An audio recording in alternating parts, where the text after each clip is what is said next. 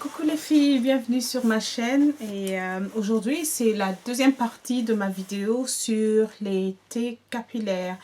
Et dans cette vidéo, je vais vous parler de différentes manières à utiliser le thé et les propriétés de certaines herbes pour vos cheveux. Donc voilà, une fois que vous avez fait votre thé, maintenant, quoi en faire? Plein de possibilités. Vous pouvez utiliser votre thé comme eau de rinçage quand vous avez fait votre soin profond ou vous avez lavé vos cheveux, utiliser un après-shampoing et quand vous avez tout rincé, vous prenez votre thé soit dans un vapeau ou bien dans un pichet et vous saturez vos cheveux avec et laissez poser pendant 5 à 10 minutes avec un cap, un chapeau en plastique sous la douche. Donc tout ce que ça va faire, c'est rajouter 5 à 10 minutes à votre routine, c'est tout. Et voilà. Certaines personnes utilisent le thé, au lieu de rincer ça, ils vont laisser ça comme ça. Oui, c'est faisable et j'ai déjà fait ça aussi. Mais je ne conseillerais pas si vous avez utilisé le thé noir parce que le thé noir a tendance à sécher vos cheveux. Donc, le laisser pendant des heures et des heures, je ne conseille pas. Et vu ce que j'ai lu aussi sur le net, beaucoup de filles parlaient d'avoir les cheveux rêches et les cheveux devenaient très durs, secs. C'est parce que le thé noir, en fait, agissait un peu comme si c'était de la protéine sur les cheveux. Donc moi je conseillerais, si vous avez fait votre mélange avec le thé noir, c'est ne pas le garder, c'est de le rincer. Deuxième manière, c'est utiliser le thé en dessous de votre soin profond. Et donc ce que vous faites, avant de mettre votre soin profond, vous saturez vos cheveux et toujours se concentrer sur les racines parce que les longueurs, de toute façon, ça va couler et ça va aller sur les racines, les longueurs. Et vous mettez votre soin profond, vous mettez votre plastique, soit vous restez avec pendant, je ne sais pas moi combien de temps, le temps que vous consacrez à votre soin, ou vous rentrez sous un casque, sous un casque à vapeur, et ensuite rincer. Une autre manière que j'utilise aussi, c'est j'utilise le thé en fait comme base pour faire mon masque à base de poudre indienne. Je vais prendre une tasse de thé, je le mettre au micro-ondes, le chauffer, qui devienne très chaud mais il ne doit pas bouillir. Et ensuite prendre ce thé et utiliser ça pour faire mon masque aux poudres indiennes. La dernière manière dont j'utilise mon thé, c'est dans mon vapeau.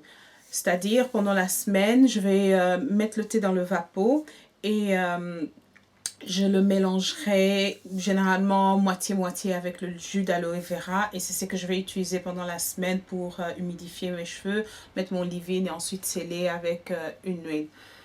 Maintenant, si vous n'avez jamais utilisé le jus d'aloe vera et que vous voulez faire ça, je vous conseillerais d'utiliser à petite dose et augmenter à fur et à mesure jusqu'à ce que vous trouvez votre équilibre. Parce que le jus d'aloe vera est composé de beaucoup d'aminoacides, je ne sais pas si ça se dit aussi en français, qui constituent en fait, c'est ça qui forme les protéines, les blocs de protéines. Et le jus a tendance d'agir sur nos cheveux comme de la protéine. Et certaines personnes se plaignent que ça rend les cheveux rêches, durs. Mais moi, personnellement, mes cheveux aiment beaucoup la protéine. Donc, le jus d'aloe vera est super pour moi. Je l'utilise 2 fois sans le mélanger et il est très bon. Donc, si vous n'avez jamais utilisé le jus d'aloe vera, commencez à petite dose et augmentez jusqu'à ce que vous trouvez votre équilibre. Donc voilà, c'est ça les différentes manières que j'utilise mon thé. Je mets un lien au-dessus ou bien dans la boîte description d'une vidéo postée par Aïcha de Black Velvet Hair, je crois, c'est comme ça, oui. Dans cette vidéo, elle démontre comment elle utilise son thé noir comme en dessous de son soin profond. Donc, c'est bien d'aller voir cette vidéo pour voir la démonstration. Je lui ai demandé la permission pour savoir si je pouvais utiliser sa vidéo. Elle a été très gentille de dire oui. Donc, je mets son lien et visiter sa chaîne parce que elle a des super cheveux. Elle est très mimi. Ok. Donc, ça, c'était pour l'utilisation. Et maintenant, j'ai sélectionné quelques thés qui semblent être très populaires, que j'utilise aussi et ce que j'aime bien. Et je vais vous dire quels sont les bénéfices pour les cheveux. Premièrement, ortie piquante. L'ortie piquante est un fortifiant capillaire naturel. Il apporte les minéraux et les vitamines nécessaires pour renforcer les cheveux et les rendre beaux et forts. Il aide à combattre la chute des cheveux, régule le sébum pour les cheveux gras et apaise les états pelliculaires. L'ortie piquante est souvent très utilisée dans l'été, dans les forums. Je vois beaucoup de gens utilisent l'ortie. La prêle des champs. La prêle des champs est riche en silice, ce qui fortifie les cheveux, les rend moins susceptibles de se casser ou de tomber. Elle permet aussi d'assainir le cuir chevelu, donc elle promouvoit un cuir chevelu sain. Elle rend les cheveux plus épais, plus brillants. Et aussi, il y a du soufre dedans qui renforce la kératine du cheveu. Et la silice aussi agit sur, je ne sais pas comment je peux dire ça, entre les écailles du cheveu et le milieu, le centre qui est le cortège. Donc, la silice agit comme un ciment pour les attacher ensemble. Et si vous savez, les écailles, en fait, protègent le cortex. Et une fois que vous avez perdu vos écailles, le cortex est exposé et que le cortex s'abîme. Voilà, c'est fini, le cheveu est carrément abîmé. Donc, la prêle est très bonne pour ça. Et il faut savoir, tout ceci, c'est à long terme. N'espérez pas voir, vous utilisez ça pendant 2 semaines et voilà, vous avez tous les bénéfices. Non, c'est un truc à long terme. Troisièmement, on a la bardane, qui est connue en fait pour détoxifier le corps de certains produits chimiques qui entraînent la perte des cheveux et est donc considérée comme une des plantes les plus efficaces. La bardane est riche en phytostérol et en acides gras essentiels qui sont utiles pour maintenir le cuir chevelu en bonne santé et favoriser la croissance naturelle des cheveux. Le cather ou aussi l'herbe au chat. L'herbe au chat lutte contre les démangeaisons qui sont une source fréquente de perte de cheveux.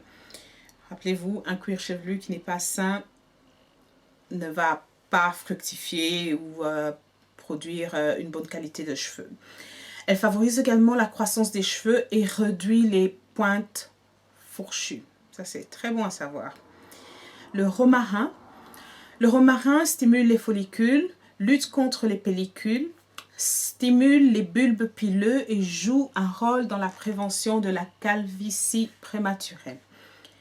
L'hibiscus, et je crois que ça s'appelle aussi le bissap, il ajoute du volume, de la douceur, réduit les pointes fourchues, élimine les pellicules, retarde l'apparition prématurée des cheveux blancs et réduit la perte des cheveux.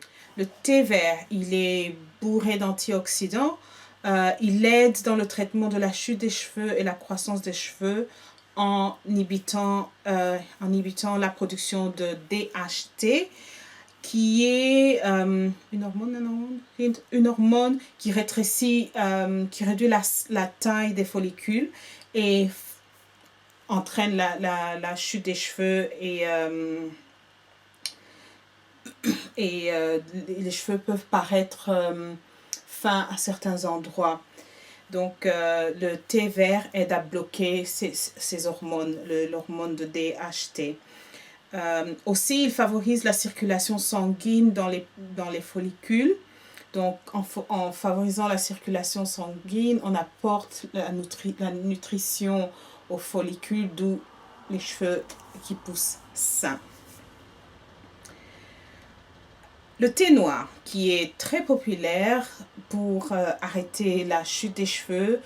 Il y a beaucoup de témoignages des gens qui expérimentaient une chute importante des cheveux et qui ont commencé à faire le tea rinse avec le thé noir et ça a marché. Personnellement, j'ai jamais utilisé le thé noir, donc je ne peux pas euh, témoigner à ce sujet. Mais sinon, il réduit la perte des cheveux, noircit les cheveux et surtout quand il est mélangé avec le henné. Il ajoute de la brillance et de la douceur aux cheveux, mais euh, quand il reste trop longtemps, il peut rendre les cheveux rêches. Menthe poivrée stimule les follicules pileux, favorise la circulation du sang, donc favorise la croissance de cheveux, lutte contre les pellicules et les poux et aussi équilibre le pH du cheveu. Le chou palmier, il revitalise les follicules, fortifie la tige capillaire, donne du volume et de la brillance aux cheveux, rend le cuir chevelu moins sensible au stress et à l'irritation. Et comme le thé noir aussi, il bloque l'hormone, la production du DHT. Racine de guimauve. La racine de guimauve adoucit la tige capillaire et super pour le démêlage. La racine de guimauve est très nourrissante et, comme j'ai dit, démêle les cheveux secs et crépus avec aisance, si je peux dire. Elle est aussi apaisante pour ceux dont le cuir chevelu rencontre beaucoup de démangeaisons et des pellicules. Donc ça, c'est les thés que j'ai sélectionnés.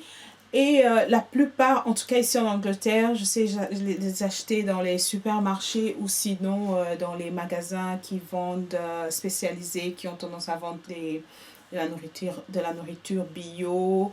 Et ça ne coûte pas très cher.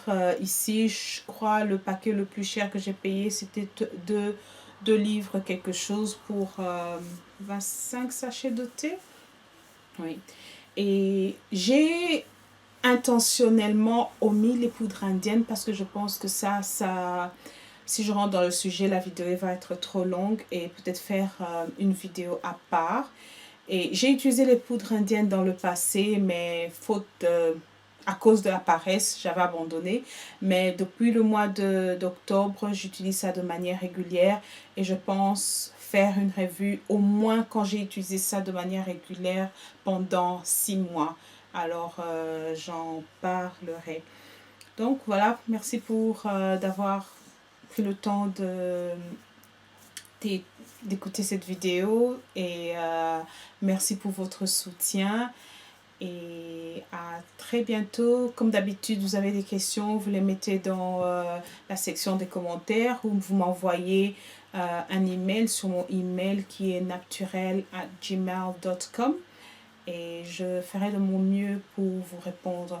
Aussi, n'hésitez pas à faire des suggestions si vous voulez que je parle d'un sujet bien particulier, comme sur le sujet des cheveux des enfants.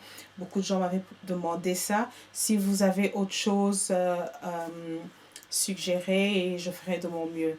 Ok, merci et passez une très bonne semaine. À très bientôt. Bye!